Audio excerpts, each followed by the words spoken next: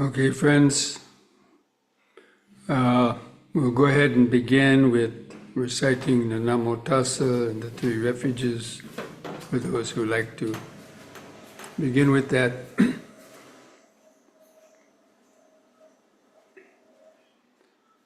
Namo Tassa Bhagavato Arahato Samma Sambuddhassa. Namo Tassa Bhagavato Arahato Samma Sambuddhassa. Namo Tassa Bhagavato Arahato Samma Sambuddhassa.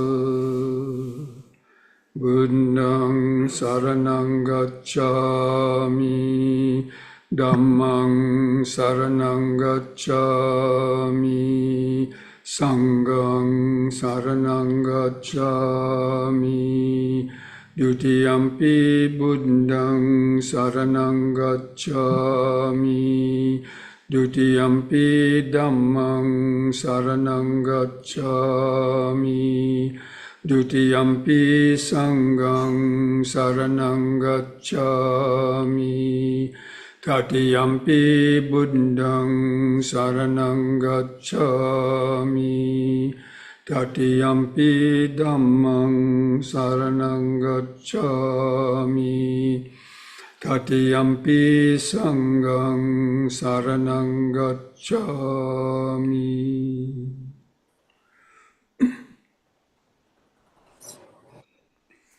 Welcome everyone to this Wednesday's Dhamma discussion and meditation practice. So I hope you're all able to receive the mailing that I sent out on, I think it was Sunday actually, with this week's sutta that we're going to discuss. As well as a link that I did a program also on Monday night. I don't know if any of you had tuned into that on another Zoom program. But anyway, so this evening is a very essential or direct sutra about really the development of the sense faculties. And you could say that, almost the whole of the Buddhist teaching about, training the mind is about the development of the sense faculties. So Indriya Bhavana.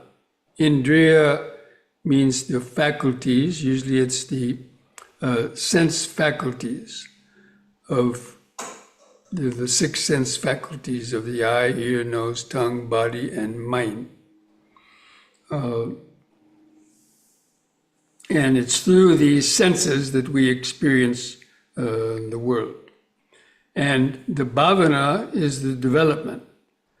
Now, most of you have heard the term bhavana in connection with being a meditation, like metta bhavana, samatha bhavana, Vipassana bhavana, asubha bhavana. So there's different types of bhavana, the meditations, because each one develops the mind in a certain way. So the Indriya bhavana is developing the senses in a special way. So this sutta is. I hope you all read this sutra. It has an interesting beginning. And so there was a Brahmin student, because the Buddha grew up, at the time of the Buddha, the Brahmins were predominantly the main caste and dominated the religious sort of environment of India at the time. And the Brahmins basically, their goal in one sense was to attain oneness with the God Brahma, or to be reborn in the Brahma Loka. And the kinds of meditation that the Brahmins did were basically the formless jhanas. And the Buddha also taught the formless jhanas, but he didn't emphasize them as a way to develop the senses.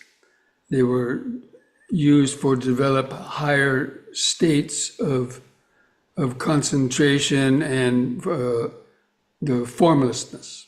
But anyway, so when these Brahmins, their idea about attaining the formless jhana, because that's the way to be reborn with Brahma, according to them, by entering some of these formless jhanas. And there's one called the state of neither perception nor non-perception. So they enter that jhana, and basically the mind is cut off. It's like the senses they're not functioning. You kind of, in the brain, you go beyond or repress the function of perception. So it's like you're being in deep sleep, basically. You become unaware of nothing. And one of those states is also called nothingness. And when they attained this state, it was so profound, and they thought, some of them thought that this was God, the state of godness or something, or liberation, because nothing affected their mind, but they weren't hardly even conscious. So this sutta starts out with this Brahmin person, this student, a young student. He came to talk to the Buddha. And the Buddha knew that he was a Brahmin, and the Buddha could read his mind. So just to initiate some conversation, the Buddha asked him, do the Brahmins, teach about development of the faculties? And the Brahmin student said, yes, they teach the development of the faculties. And the Buddha said, of course the Buddha already knew the answer, but just for the sake of conversation, for pressing this Brahmin student, and to be able to teach him the Buddhist method of developing the senses, or the Aryan method. So the Brahmin student says, well, we don't hear things. We don't hear, see, taste, smell things. We turn our mind off to them. And basically they mean they attain these states of formless jhana, and they basically become dead to the senses. I mean, they're not working. So they're not bothered by any sounds, by any painful feelings, by any thoughts, or any, and their mind is in a deep state of peace. So, they think that's having developed the senses. And so this is what he told the Buddha. And the Buddha said, well, and he turned to Ananda, his faithful disciple, and said, Ananda, this Brahmin student has told us how the Brahmins have developed their sense faculties. And now I'm going to explain how the sense faculties are developed in the Aryan discipline. That means in the teaching of the Buddha. And Ananda says, now is the time, yes. Now is the time, to explain, to expound the development of the sense faculties in the Aryan discipline. So basically, the Buddha uses the jhanas in the practice of meditation. You train the mind to enter the first, second, third, and fourth jhanas. And in those jhanas, the senses are not totally cut off, but the reactive mechanisms of the brain and the mind are kind of neutralized. But you can still feel things or hear sounds, but it's like you're hearing them far away. The mind is not reacting to them. So in the jhanas, like the first jhana, with each of those jhanas, you're developing equanimity, but you're remaining conscious. You develop the concentration, but you're remaining, the senses remain open. But you're training the mind not to react and not to focus on the marks of beauty for a pleasurable feeling, or the mark of aversion to a painful feeling, or even to a neither painful nor pleasant feeling. So that's what the Buddha is describing in the sutta. I'm not going to repeat it word for word, but in the Aryan discipline, when one feels a feeling that is pleasant, painful, or neither pleasant nor painful, they understand that these sensations are conditioned and cause suffering if we cling to them and if we react to them. So they maintain their connection to the concentration object, such as the breathing, and they don't allow their mind to follow up those objects, like start to think about them, or to develop desire for pleasurable feelings, or aversion for painful feelings. And so they develop equanimity. So they're using mindfulness. They're using both mindfulness and concentration to develop this state of consciousness that remains conscious, but transcends the reaction to those stimulations, sort of like tranquilizing the nervous system. And it's very similar to an experience of having local anesthetic, actually. Like if you ever had a colonoscopy, I've had a few of them, and they give you local anesthetic in which they don't totally, your mind doesn't go unconscious. You remain conscious and you can feel things, but it's like they're not happening to you. You know, their sensations are there, but the mind's not reacting. So that is a similar state to the state of jhana, where the senses, there's still perception and cognition, but the reactive nervous system has been dulled due to the concentration. Having reached at least axis concentration, or the first jhana, or the second jhana, these sensory reactions get less and less.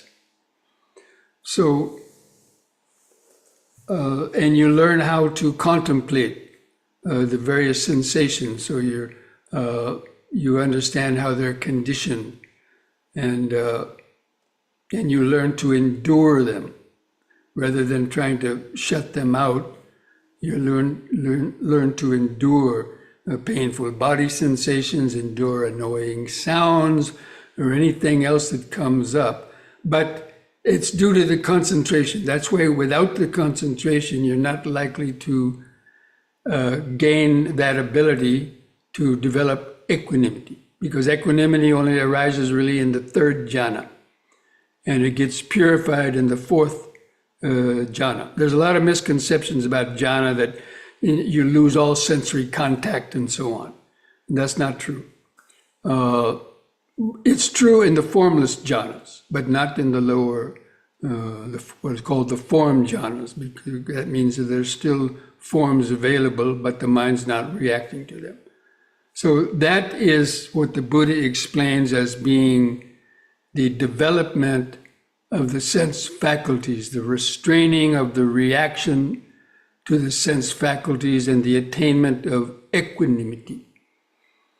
And as I said, real equanimity starts to arise in the third jhana, and then it gets purified in the fourth jhana. But even in the first and second jhana, your mindfulness is strong enough, and you're not really reacting, but in the sense of true equanimity that arises in the third jhana.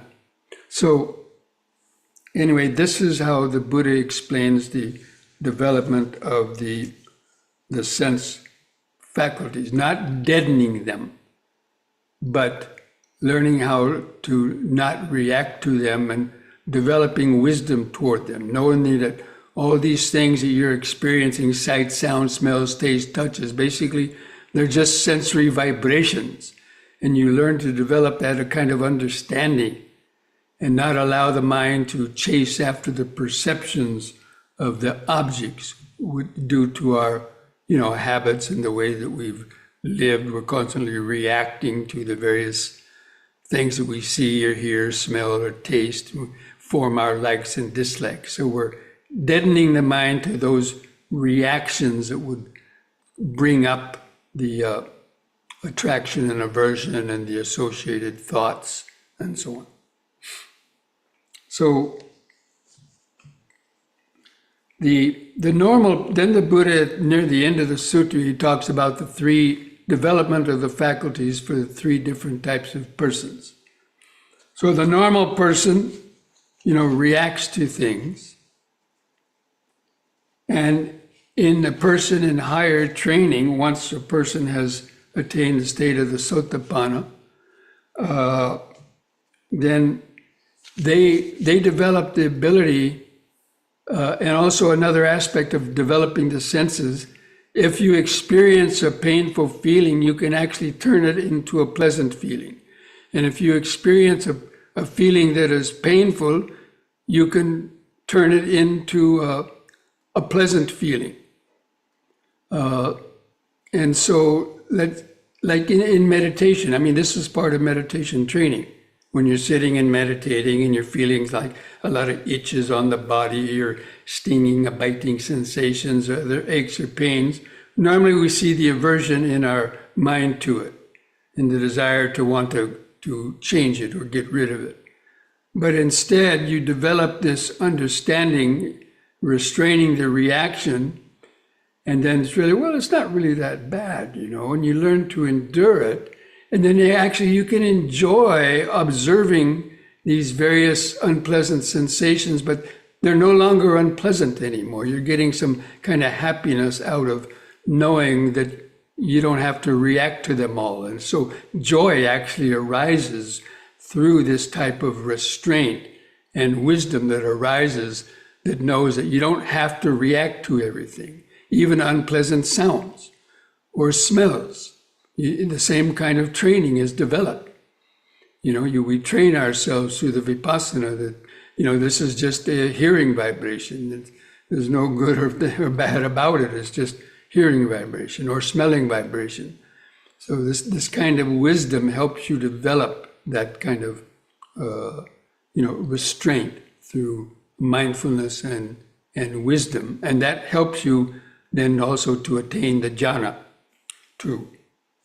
Where it becomes, even more deeper. So one can perceive the beauty in what an ordinary person would think would be ugly, or one can see the ugly in what is beautiful. So let's say if you see a dead corpse, a dead dog or an animal on the side of the road, the ordinary person would say, or maybe smell. But a person with wisdom, understanding, could actually get enjoyment. Look, that might happen to me too. That's the nature of these bodies. It's going to happen to everybody. And so what's the big deal, And so you can actually, learn how to neutralize these negative reactions or dislike that we have towards things by, by developing the mindfulness and the investigation of Dhamma and the understanding. So this is how the Buddha, teaches the development of the faculties, because you can't just live in the formless jhana all the time. You know, if you keep getting bugged by things you hear, see, taste, the only thing you escape is going into the formless jhana or some jhana. But you can learn how to maintain that awareness even in the daily life if you've trained yourself, especially if you've reached the level of an arahant. But even if you haven't, you can do that gradually, and you can train yourself to, to be able to, if you want to perceive the beauty in what is ugly, or the ugliness in what is beauty. If something is causing you some lust or some negative thoughts, desire, that's why, like, meditating on a corpse is sometimes given for people who have strong lust, or always thinking about beauty, and then when we see something ugly, they get disgusted. And these are just conditionings of the mind. So you can learn how to see the beauty in what might be perceived as ugly by a common person or anything else. So this is a skill, that has to be developed. So anyway, so that is how, I just wanted to chose this sutta because it's really, a lot of people think meditation is just, they concentrate their mind and they hear these things about, getting flooded with white light or seeing visions or emptiness and things like that. But, people are wanting these things, but they haven't trained themselves in this kind of development of the sense faculties, because when they come out of those meditative states, they don't know how to deal with the world, because they can't stay in those jhanas all the time. They have to come back and be in the midst of all kind of negative vibrations, and they haven't trained themselves. So the Buddha's development of the sense faculties is not cutting off the senses, but maintaining consciousness and awareness, but developing mindfulness and and levels of concentration and wisdom to organically change or shift the nervous system from the reactive mode into the more equanimous mode. So anyway, friends, that's what I wanted to share with you in this talk tonight. And so now I would like to open it up and see if any of you have any questions you might like to ask. I don't see anything yet in the chat box, or if you can raise the golden hand.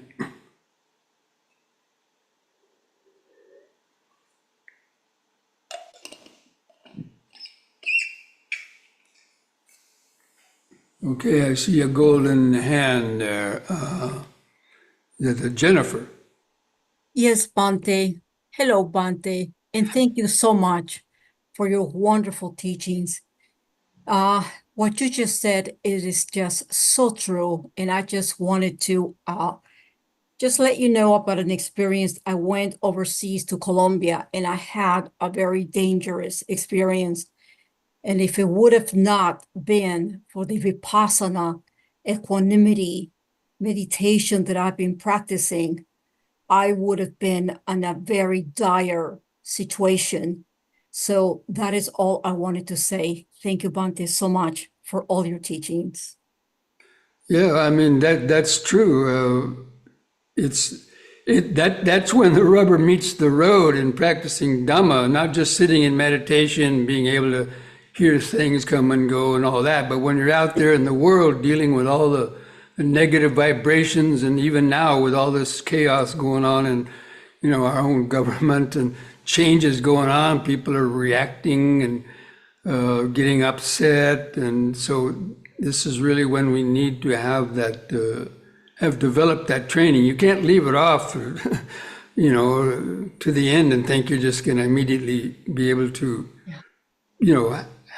being able to remain equanimous even in life-threatening situations. Because I know you have been meditating for many, many years, and so that's the culminative culmination of that. It's a gradual development over a long period of time to be able to then use that when when it really counts. And thank you for emphasizing the Vipassana part of the meditations. Thank you so much. You're welcome. Dushanti, I see the golden hand. Yes. You have a question, Dushanti? I do. Hi, Bhante. Hello. I was wondering if there's a sequential order between um, uh, reacting to something that once was negative in a positive way. And then after that, having a more mundane, equanimous reaction to it, or even a neutral reaction, or if it can just go from positive to neutral. Because sometimes I experience both, depending on how far I've gone with reacting with the sensory experience. Yeah, I mean, every sensory experience is going to be different. Now, it might be easy for some people to do that with sounds.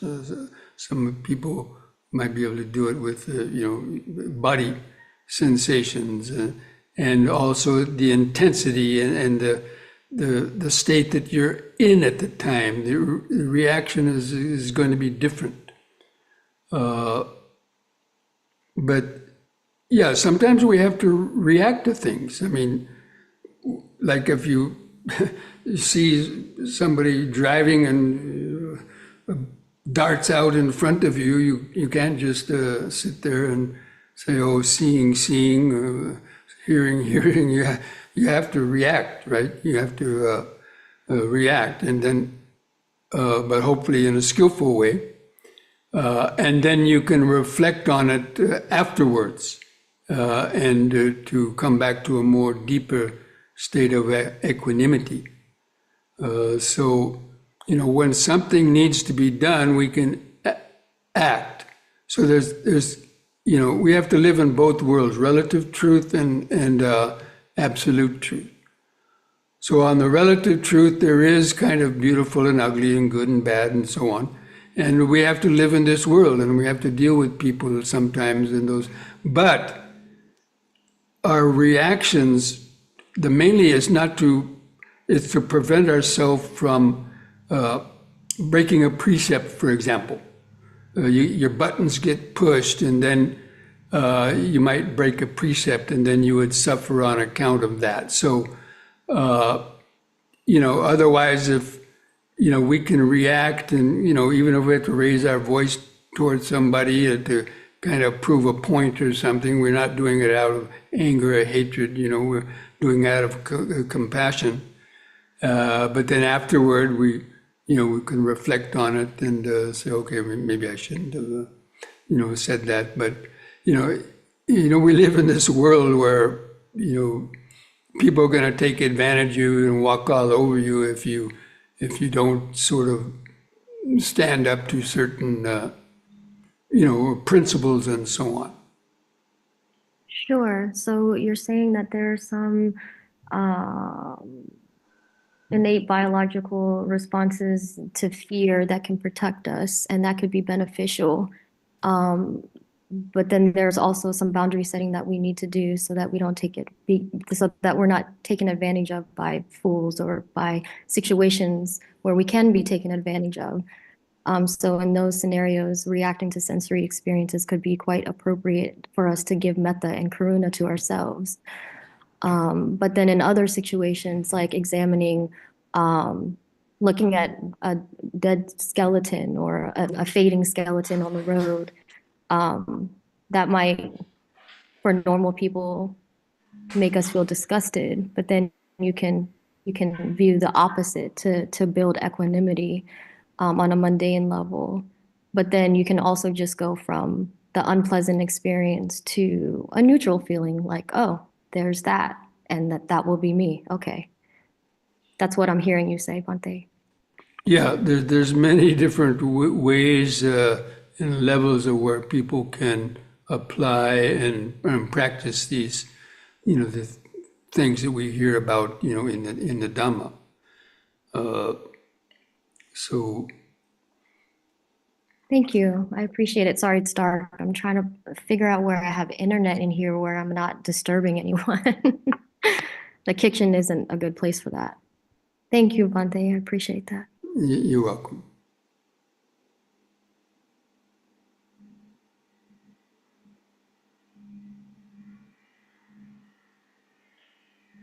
Any other questions? I see Dragon Yogi, you have a question? Yes, Bhante, how are you? Thank you very much. Someone just mentioned a word for me, mundane and super mundane. Mundane, yeah. And super mundane. Yes. Can you reflect on that for us? Mundane refers to things of this world. Like mundane, you see objects and you say, okay, that's a man, that's a woman, that's a dog, that's a cat, and this is, whatever. All these six senses, the way a normal person grows up, they see the world as just these objects. We live in this world to have objects or like them and do things. That's mundane. That means it belongs to this earth. Whereas supramundane is only a person who has reached the Sotapanna level is on what is called the supramundane eightfold path.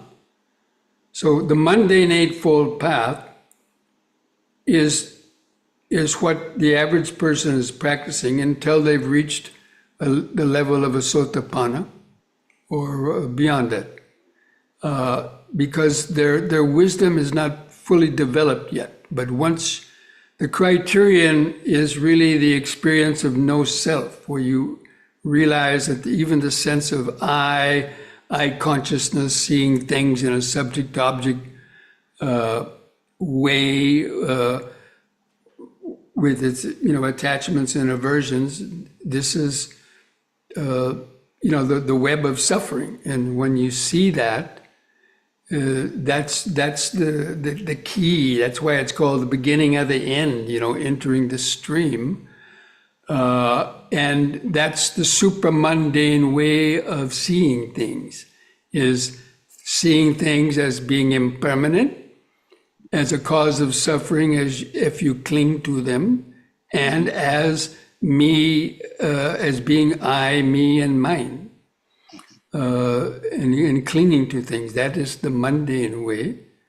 But the supramundane way is seeing things as this is not me, not mine, not myself. As I think you were saying that you have been practicing that for a long time, and seeing things as impermanent. So that's the difference. But the key division is a person who enters the stream, has that experience, then they're practicing the supramundane eightfold path because they have this wisdom that now helps you, makes the practice much easier.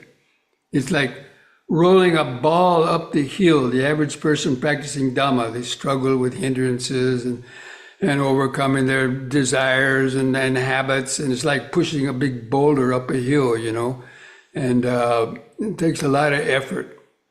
But then once you have that experience of, experiencing this, seeing the truth of the Four Noble Truths, and that glimpse of emptiness, then that's like reaching the top of the hill, but now you still have to go down the other side.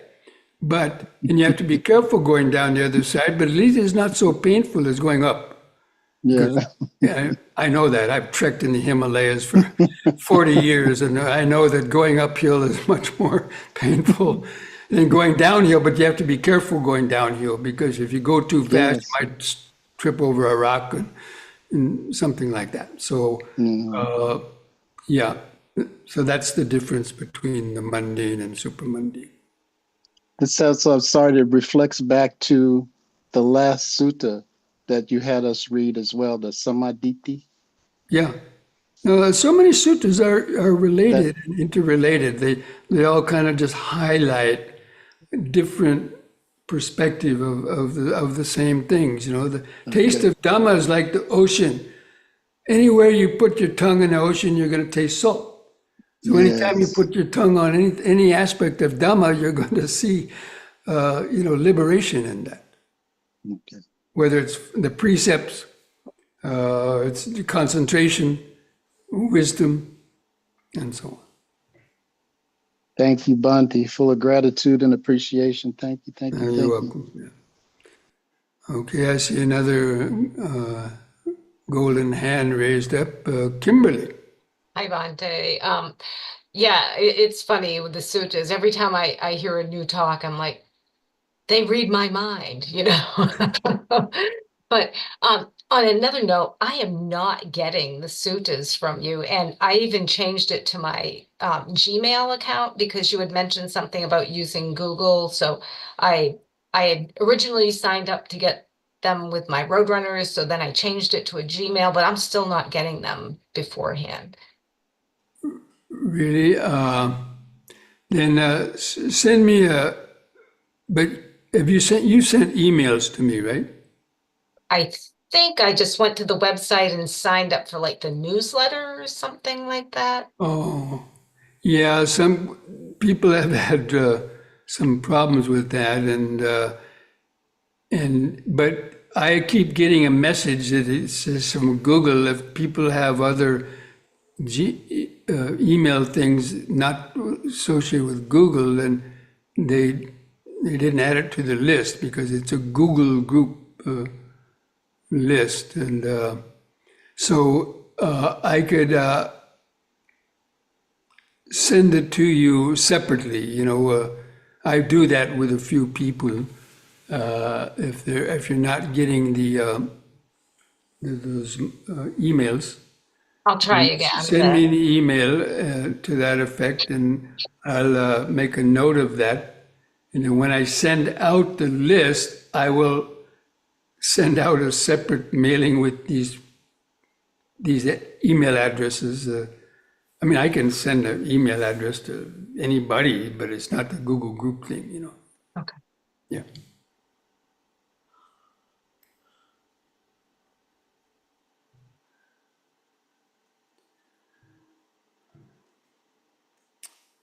Okay. Oh, wait a minute. Is that a chat? It looks like there's a couple chat things here. Okay,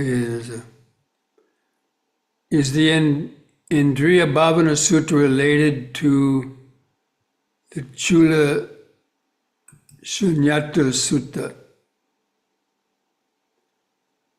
Yes, the Chula Shunyata Sutta is also talking about entering this state of non-reactive awareness, which is the lesser discourse on emptiness, where you reach this level of where there's just you're hearing vibrations and so on, but the mind isn't creating concepts and reactions to them.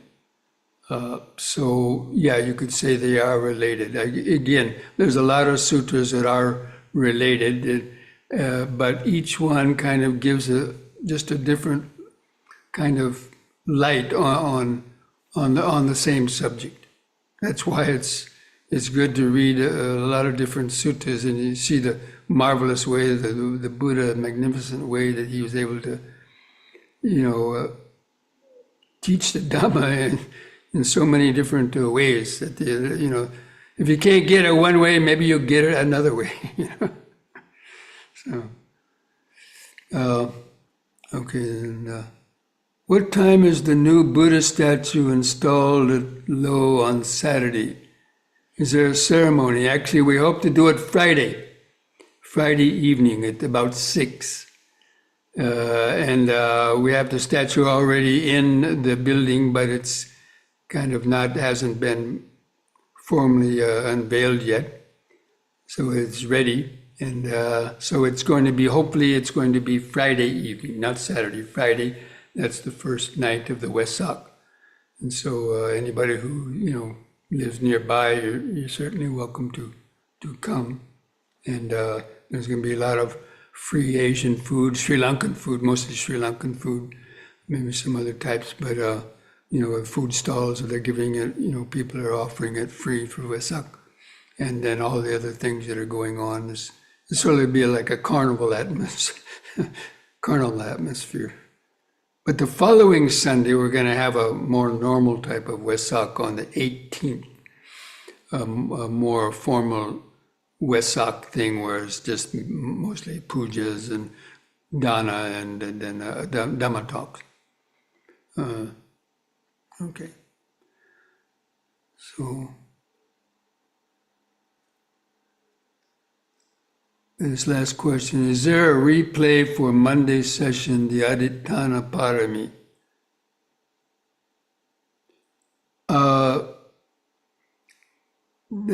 I'm not sure because that is recorded by this other group entirely. And they were recording it because I saw that it was recorded. But you would have to go to their, it's called Dhamma and Dharma. It's the United Sangha Council, if you can remember that, United Sangha Council. If you just Google that, you probably go to their website, and then it's Dhamma and Dharma, the Monday night Dhamma talks, and then you might be able to find the recording of that. Okay, so let's go ahead and take a few. Oh, wait a minute.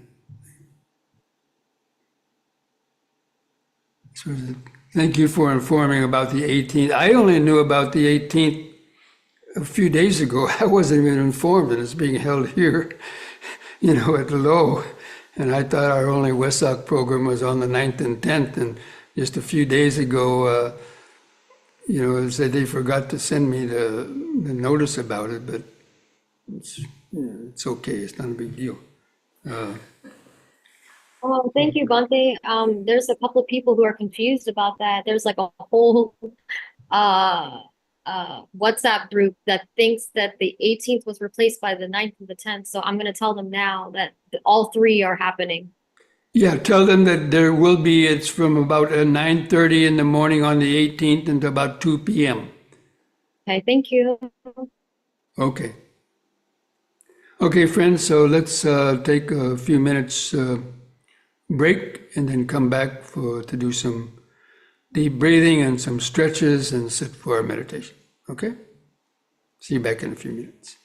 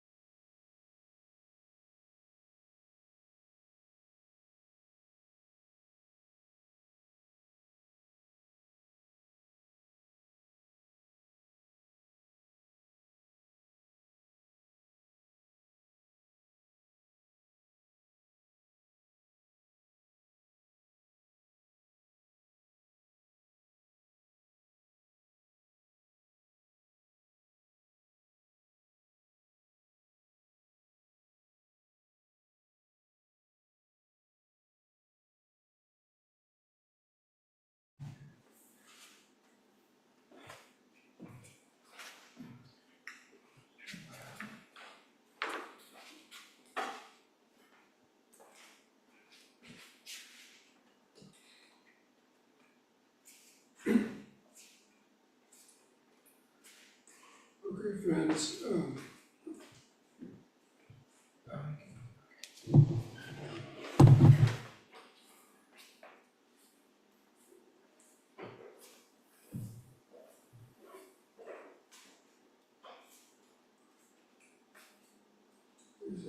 Just trying to stand straight, relax your shoulders and arms at the sides. Gently close your eyes. Feel your feet pressing the floor. Feel that solid contact, 100 or more pounds of body pressing the feet to the floor. Just mentally remind yourself of standing.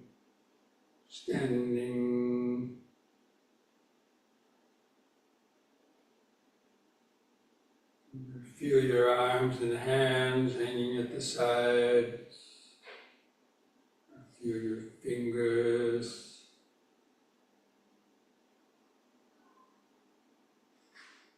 Feel your clothing touching the skin on different places.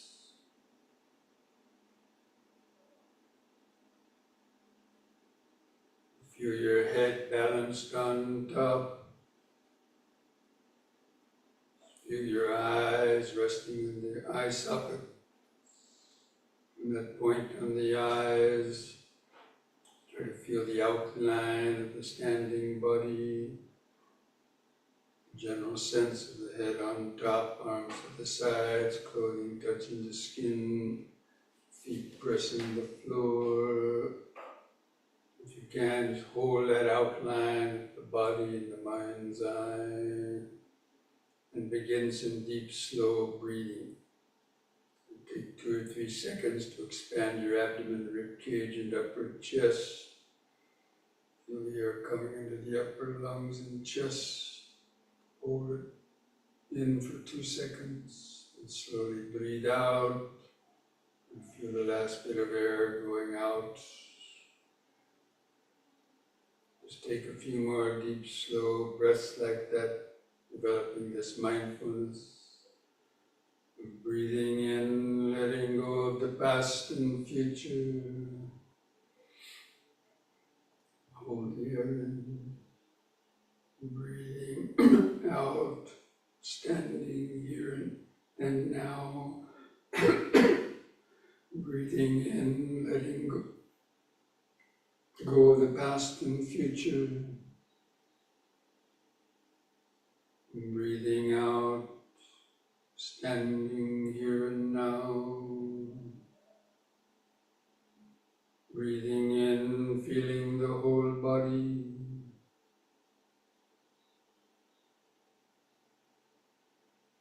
Breathing out, feeling the whole body. Now we're going to combine this breathing with these movements. Do the movement while breathing in, holding the position for 2 seconds. Returning to the starting point on the out breath, repeating each one 3 times. The whole time, your mind focused in and on the body, feeling the sensations, letting go of your thoughts. On the next in-breath, raise the arms over the head, interlock the fingers, turn the palms up. Stretch the head back, stretch the arms up, stretch upwards, look at the back of your hands, feel the sensations, and release the fingers and the out breath. The arms back to the sides, feel the last bit of air going out as the hands go down. And again, in breath. Stretch up, bend back a little bit, feel the arch of the lower spine, feel the sensations. Out breath, arms back to the sides, feel the last bit of air go out. Once more in. Stretch up, Then back a little more, hold it a little longer. Feel the sensation.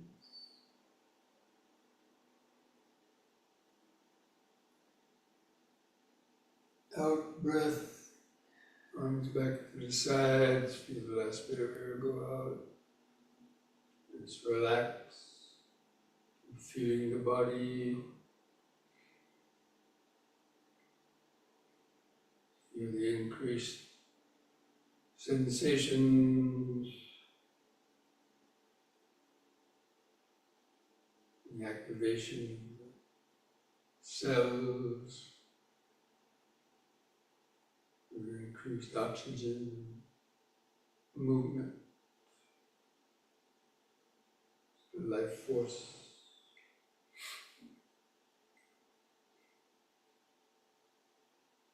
Developing present moment, body-centered awareness. Remember standing.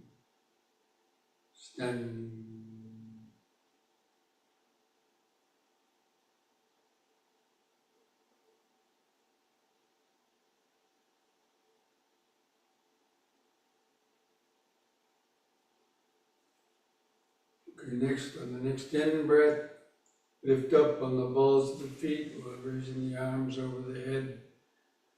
In this way, face the hands toward each other and stretch up. On the out breath, come back down, arms back to the sides, feel the air going out as the hands lower down. You can use the in breath to help lift up the body.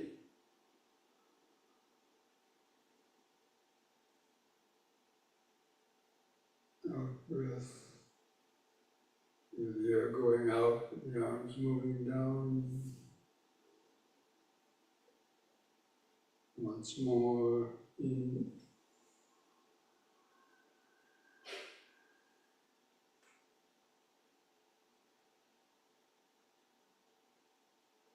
Out.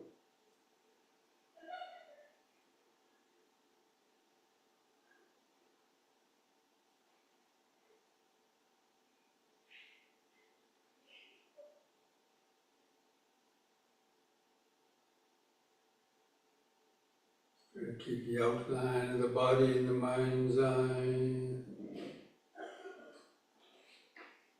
Every exercise will generate different sensations.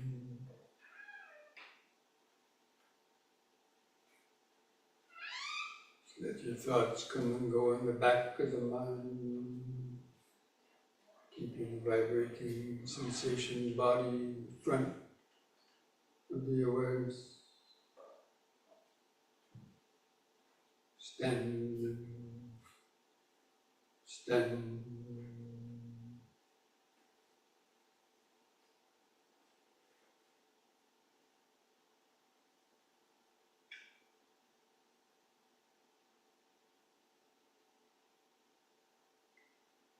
Next we'll do side bending using both arms. Next in breath, raise both arms up. Keep your fingers and arms straight, close to your head. On the out breath, bend over your right side. Keep your arms parallel to each other like railroad tracks. Give a stretch in the side, in breath, lift up. Pause a moment. Other side, out breath.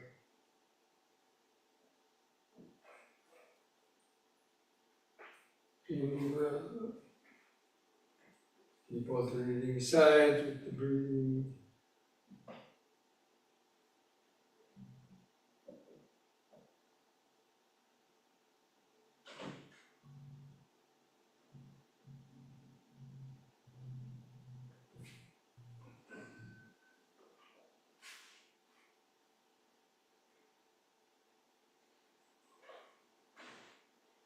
Once more to each side.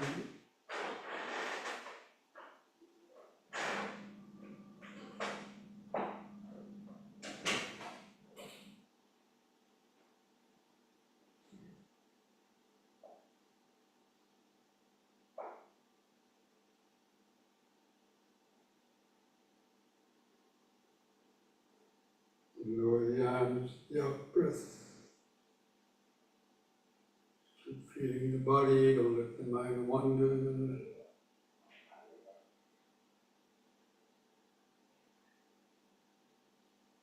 Remember standing, standing, standing.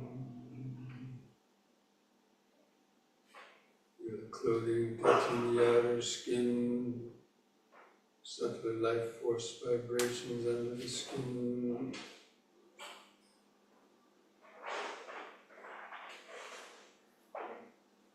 Let sounds come and go in the background, thoughts come and go in the background.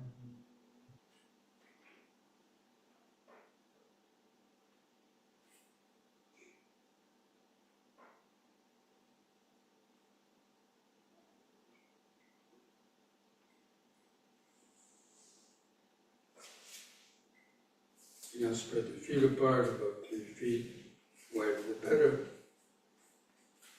Hold the arms out at the sides. Do the twisting from right to left. Breathe in.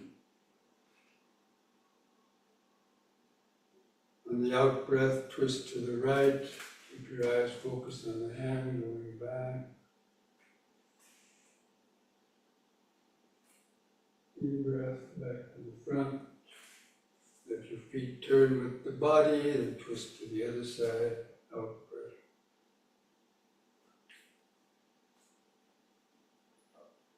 In breath.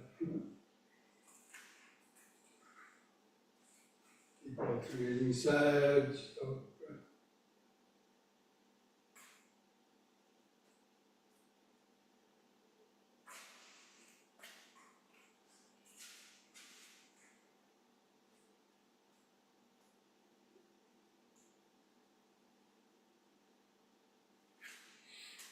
Once more to each side.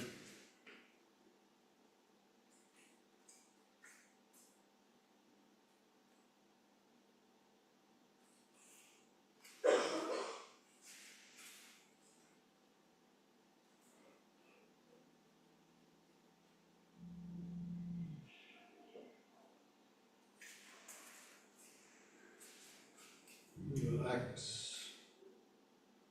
Close the eyes, feel each foot pressing the floor.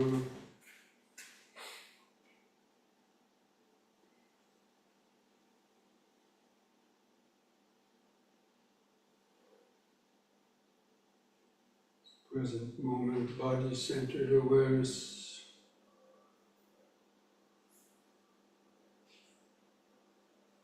Beginning of that descent into emptiness.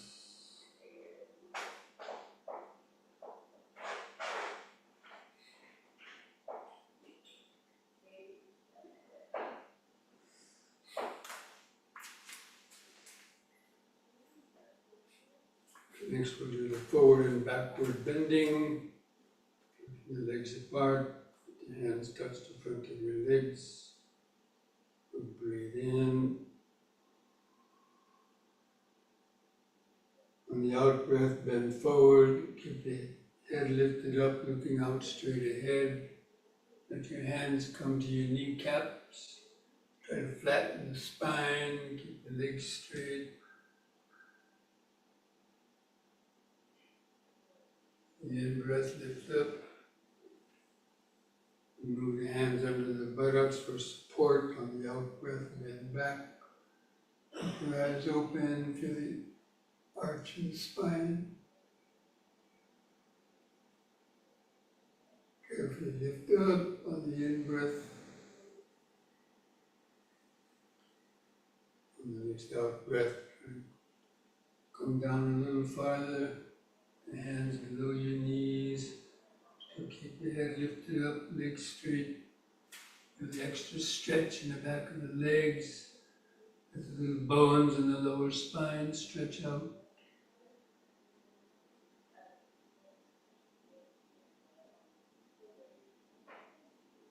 Breathe in, lift up. And in the back bend, just be careful. Out breath.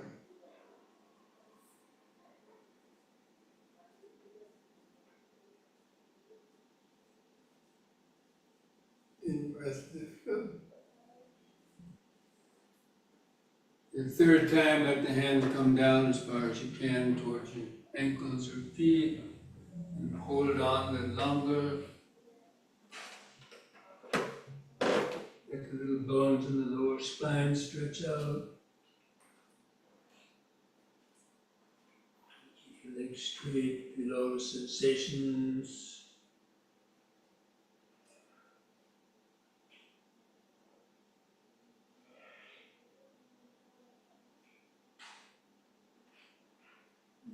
Flip. Once more, the back bend, and just be careful of the out breath.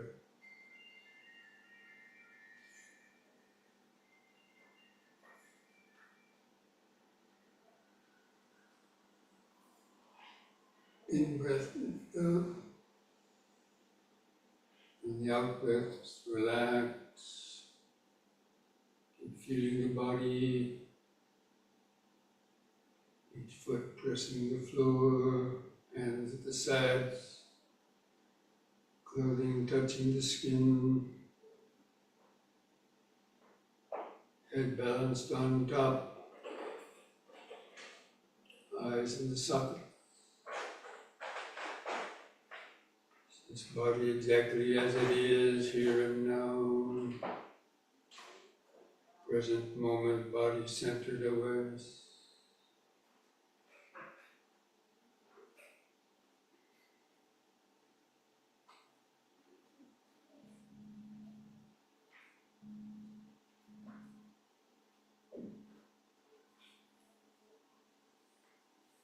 So bring the legs back together. Just one last simple exercise, the head turning from right to left. Standing straight. On an in-breath, turn your head to the right. Look over your right shoulder. And a twist in the neck. If you have a stiff neck, just careful out breath. Turn all the way back to the left. Look over the left shoulder. In breath left to the right.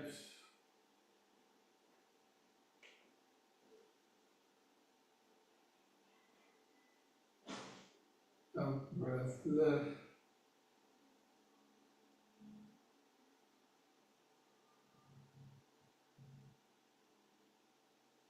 Once more to each side.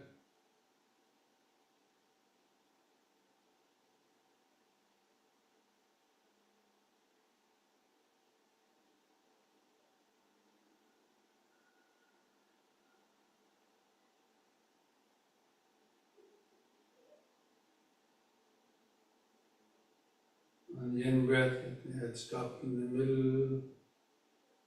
Keep feeling the body.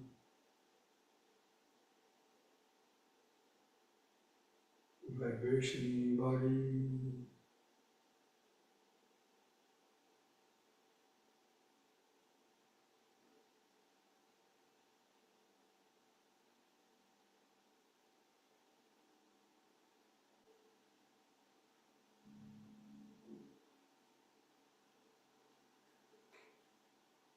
Okay.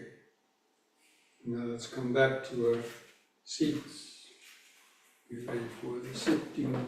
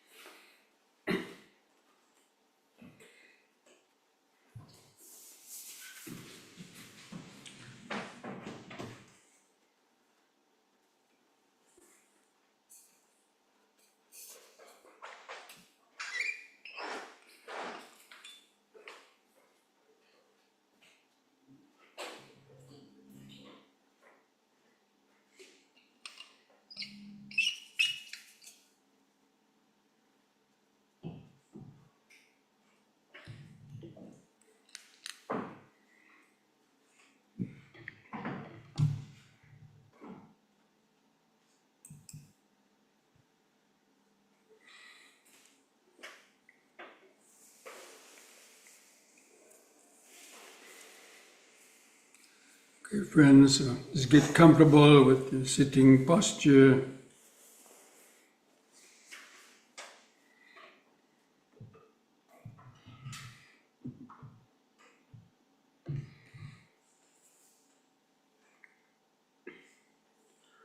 Just try to align the back of your head and your back in a straight line. Try to imagine or feeling your head balanced on top of the spinal column, like balancing a soccer ball on a broomstick. Keep the chin lifted up level with the floor. Just relax your shoulders. Just gently close your eyes.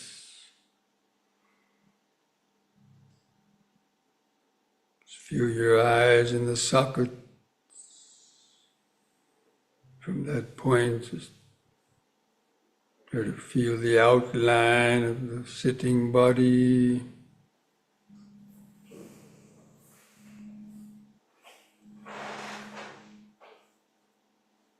The sense of your head on top, arms at the sides, clothing touching the skin, feet tucked underneath, buttocks pressing the seat.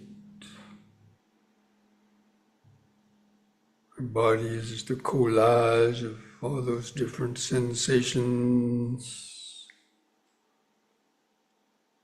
which is a perception in our mind.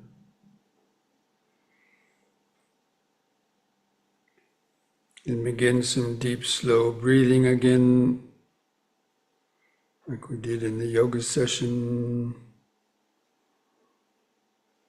Take 2 or 3 seconds to breathe in, hold the air in for 2 or 3 seconds, and slowly breathe out, just developing this basic mindfulness of breathing in, letting go of the past and future.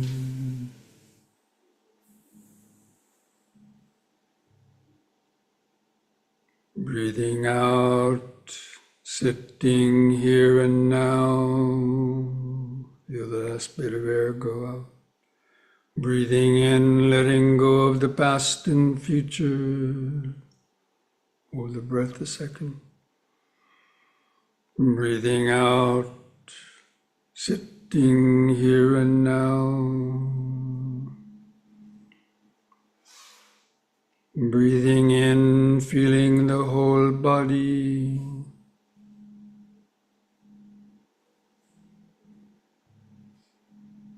Breathing out, feeling the whole body.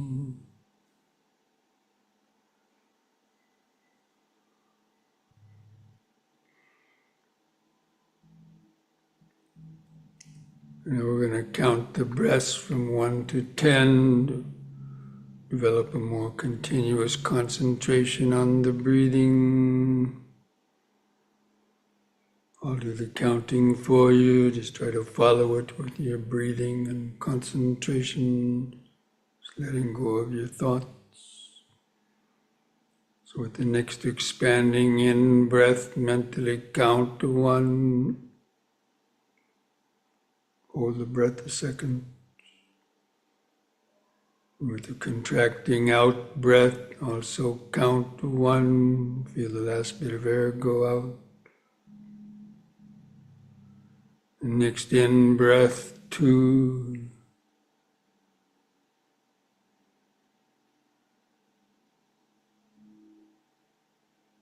Out breath, 2.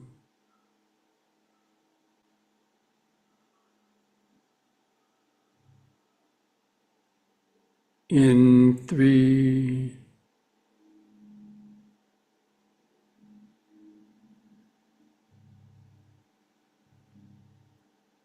Out 3.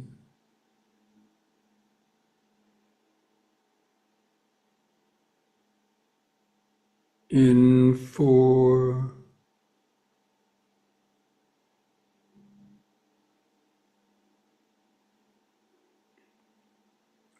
Out 4.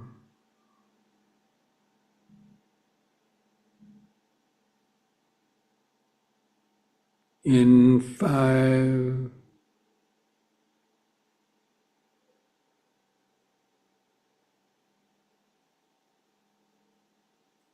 out 5,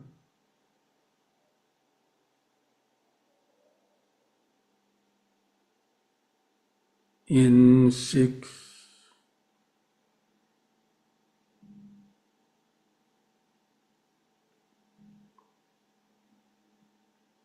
out 6,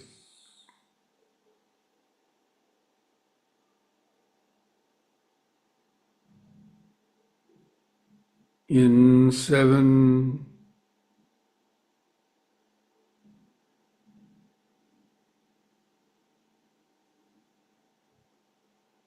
out 7,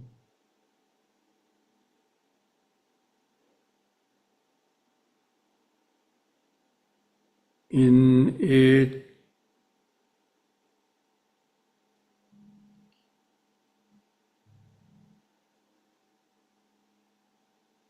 out 8,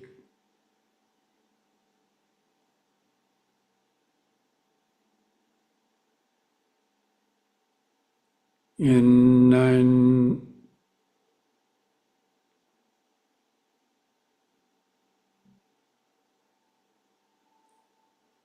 out 9,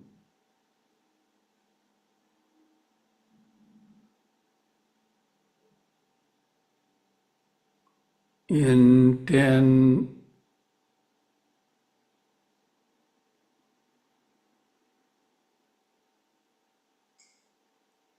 out 10. Now discontinue the counting. Let your breathing return to its uncontrolled, short, irregular rhythm. And keep feeling it. Keep your attention focused in the center of the body. Feel the residual expanding and contracting sensation.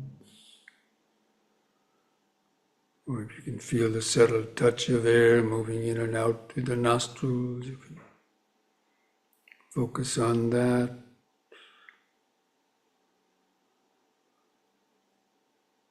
And just know when the breath is coming in and knowing when the breath is going out. You know it by feeling it, feeling those subtle sensations.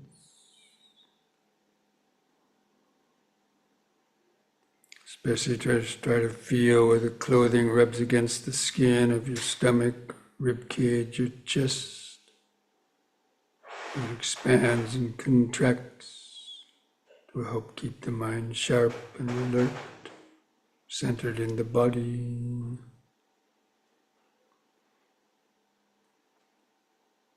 Just tuning into the 4 phases of each breath cycle.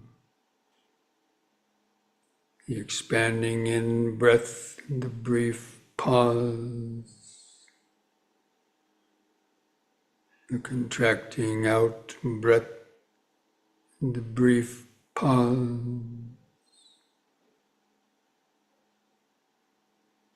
Just over and over and over again. To help remember, to stay focused, you can use these brief mental reminders. In sitting, out, sitting. It's the ongoing, continuous present moment of this breathing body.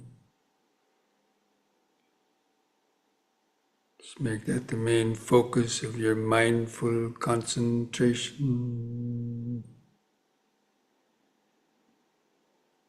In sitting, out, sitting. breath by breath, moment by moment.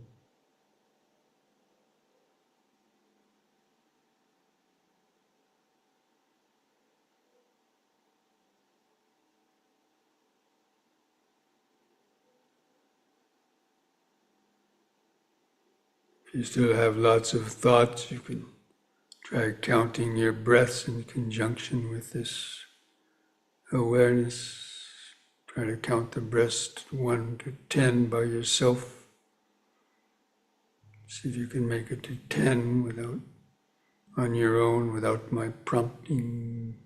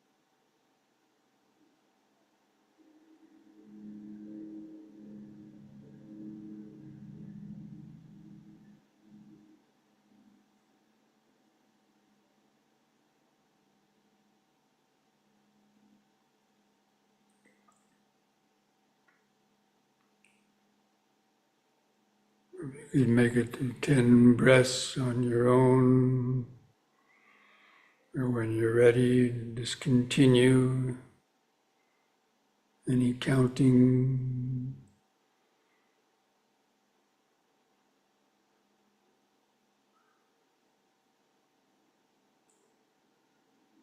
Keep remembering in sitting, out sitting. The pauses between the breaths, feel the sitting body, feel the breathing occurring within the larger sitting body. It will prevent the mind from getting sucked into that deep silence, keeping the senses open. You might hear sounds coming and going in the background. They're just sound vibrations. They're just body vibrations. The breathing is always there in the center as you're anchored to the present moment. Breathing in, sitting. Breathing out, sitting.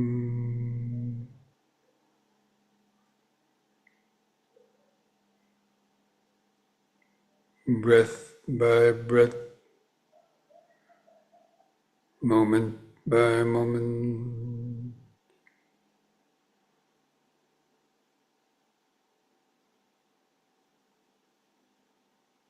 Any sounds take your attention, just understand that it's just hearing.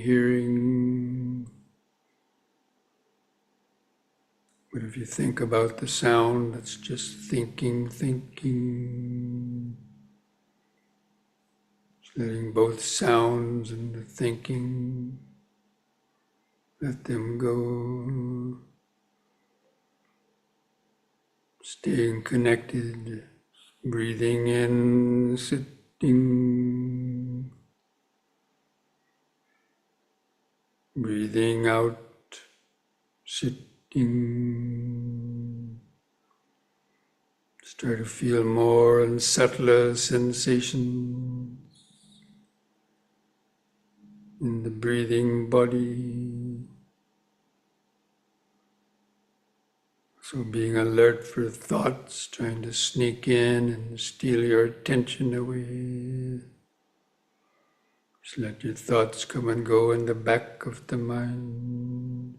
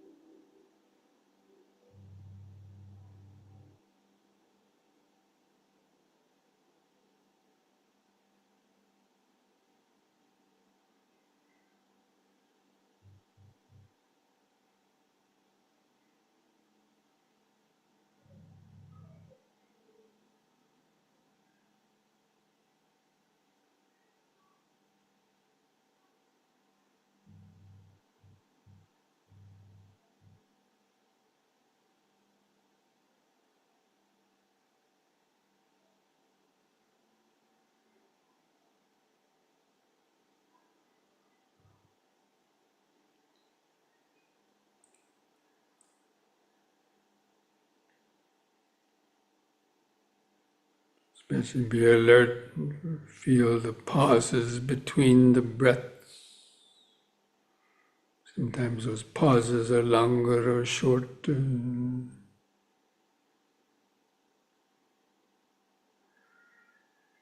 the pauses between the breaths, you can feel those subtle vibrations of present moment awareness.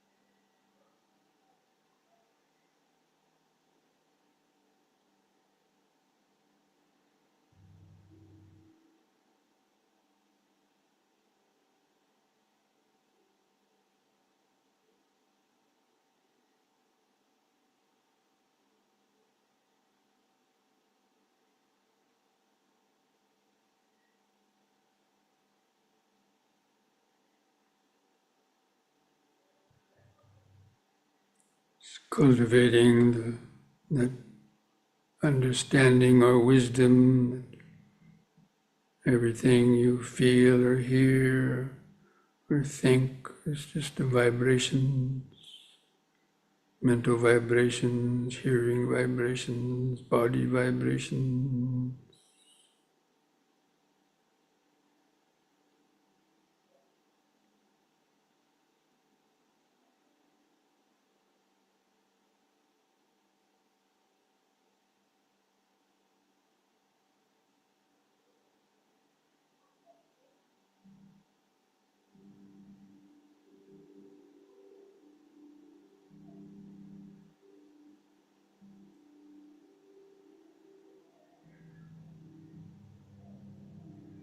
Gradually opening up to the flow of impermanence.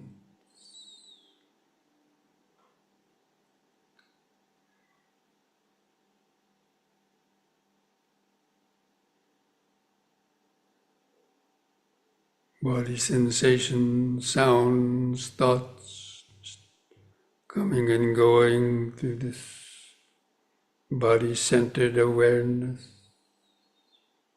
present moment, body-centered awareness.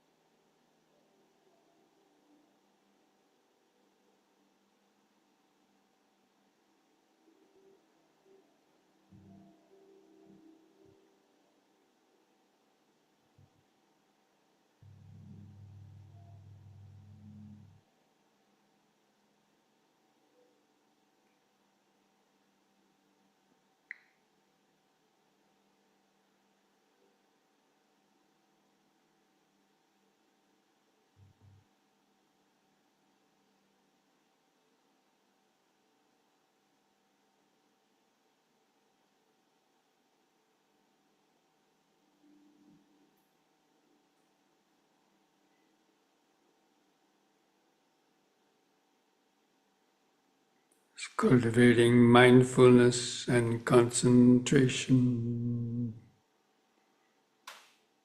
Concentration is always remembering, sitting and breathing. The mindfulness is noticing the various sensory stimulations coming and going.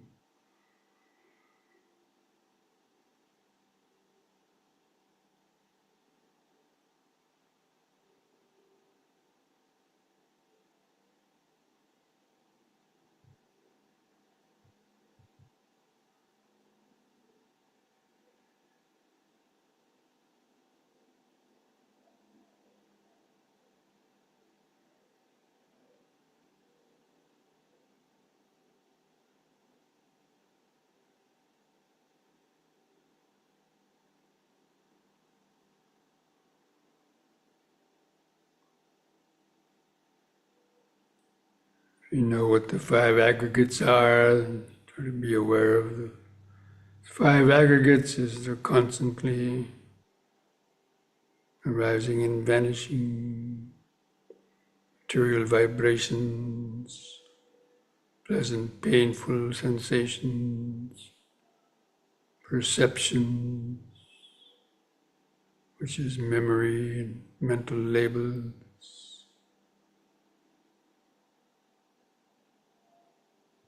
and the mental reactions of thoughts or urges.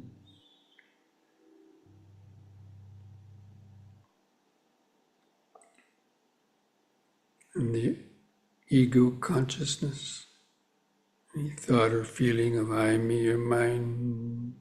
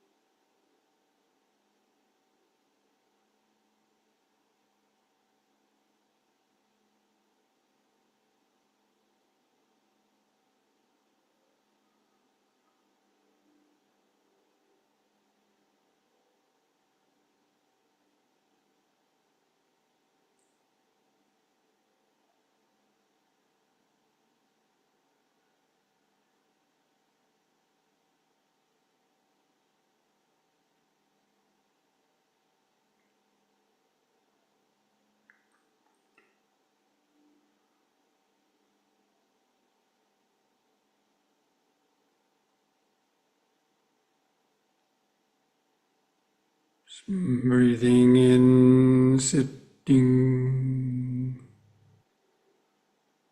Breathing out, sitting. So many different sensations coming and going. Sounds come and go. Various thoughts or urges, ideas come and go.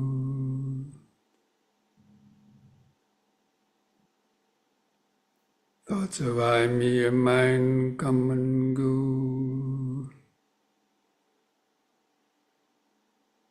These are all just a continuous flow of change and impermanence of the five aggregates, rising and vanishing moment by moment through this body-centered present moment awareness.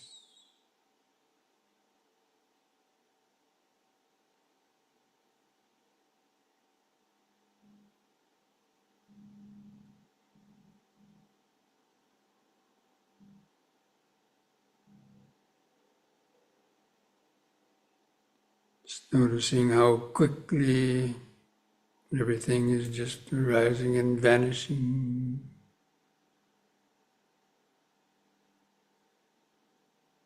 Without clinging nor rejecting, enduring pains with equanimity.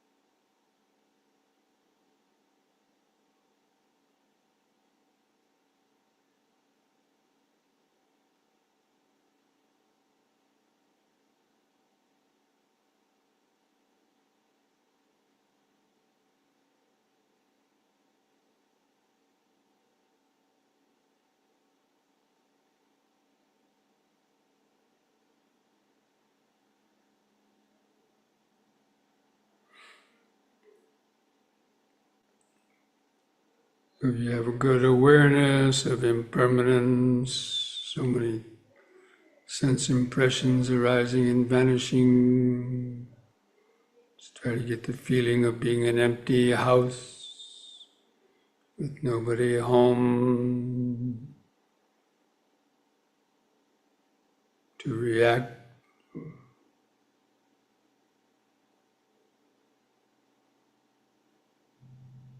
Let that little sense of I or me in the background just gradually fade away to the expanded space, present moment awareness.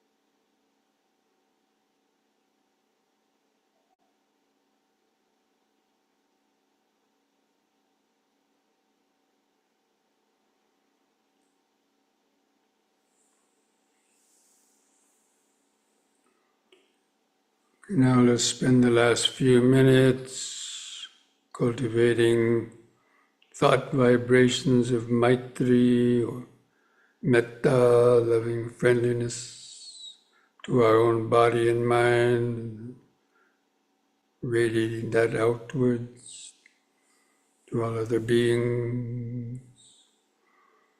So again, just try to keep observing your breathing body. Begin some deep, slow breathing again. After breathing in, hold the air in your lungs for as long as you comfortably can. Imagine that oxygen going out in the bloodstream to charge up all the cells of the body. Just imagine that being the metta, sending metta to your cells of your body. And feel a relaxation into the present moment on the long out breath. Just take a few deep breaths like that, cultivating this mindfulness. Breathing in, thinking, may I be well, peaceful and wise.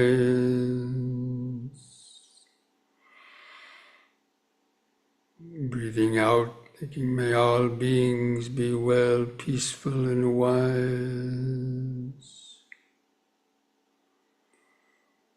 Breathing in, may I be free from greed, hatred, fear, and ignorance. Breathing out, may all beings be free from greed, hatred, fear, and ignorance.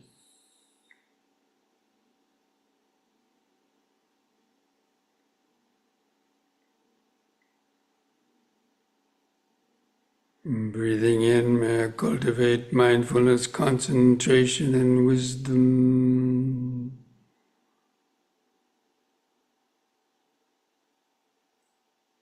Breathing out, may all beings cultivate mindfulness, concentration, and wisdom.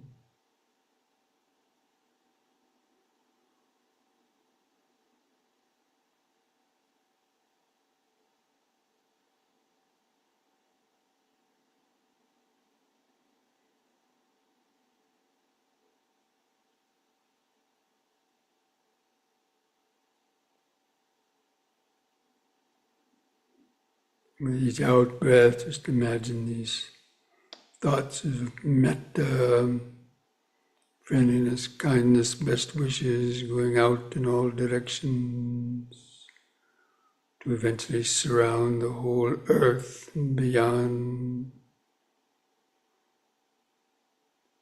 The idea that may all living beings, wherever they might be, whether living near or far away, visible or invisible, rich or the poor, strong or the weak, famous or the obscure.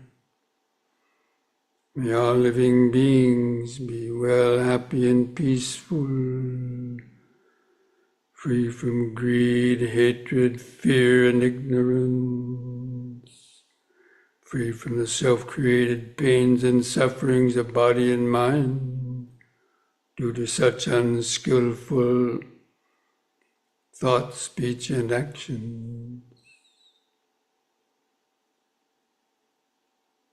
May all beings have the patience, strength, mindfulness, and wisdom to meet and overcome all difficulties in life.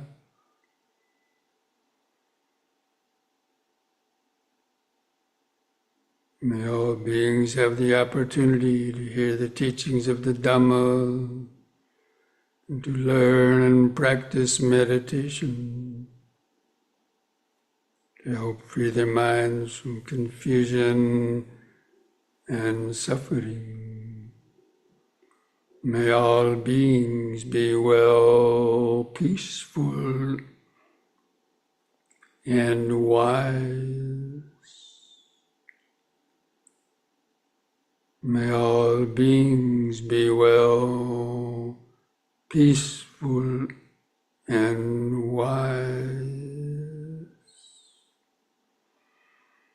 Just like a mantra reverberating throughout space. Well, peaceful, and wise.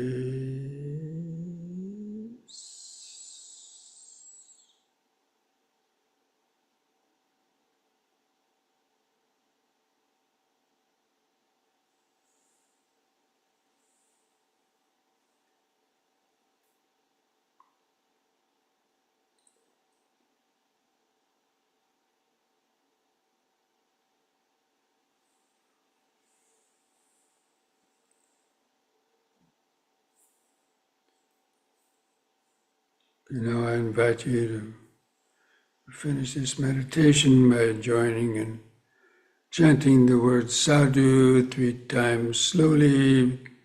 Do that chanting on a long out breath to feel those vibrations in the body and mind. So take a deep breath.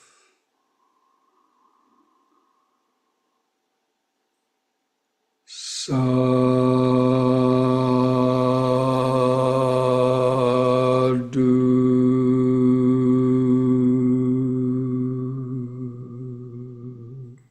Breathe. Sadhu.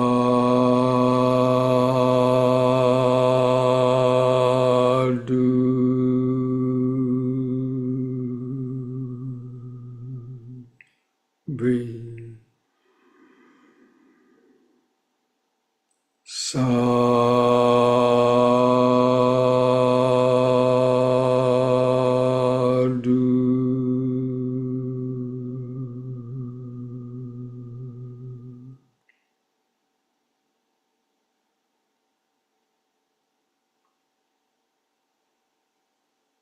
Now place your hands at the edge of your knees. Take one more deep breath as you breathe in, stretch your head back, pull the hands on the knees to arch your spine back. Feel the sensation. And lift the head up on an in-breath. On the out-breath, press the chin to the top of the chest. Stretch the neck vertebrae. On the in-breath, lift the head up, level. The out-breath, relax, put a smile on your face.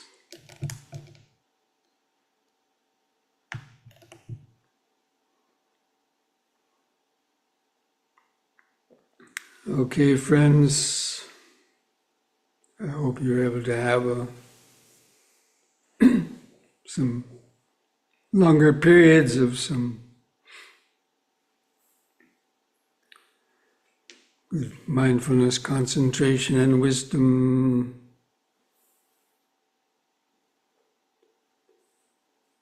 And this week being the week of Wesak, actually on Monday or Tuesday on the 12th is the actual day of Wesak. So in this week, Wesak's being celebrated all over the world, or Buddhist countries on different days, weeks, being the celebration, remembrance of those three events of the Buddha's life, taking birth for the sake of all sentient beings, attaining enlightenment, and passing away, leaving people with the Dhamma to work out their salvation with diligence. Okay? So, be safe, be well, be peaceful, be mindful, be wise. Till next week, Namo Buddhaya. Thank you, Namo Bhante. Buddhaya. Namo Thank you, Buddhaya. Bhante. Sadhu, sadhu, sadhu. Thank you, Thank you, Bhante. Sangha.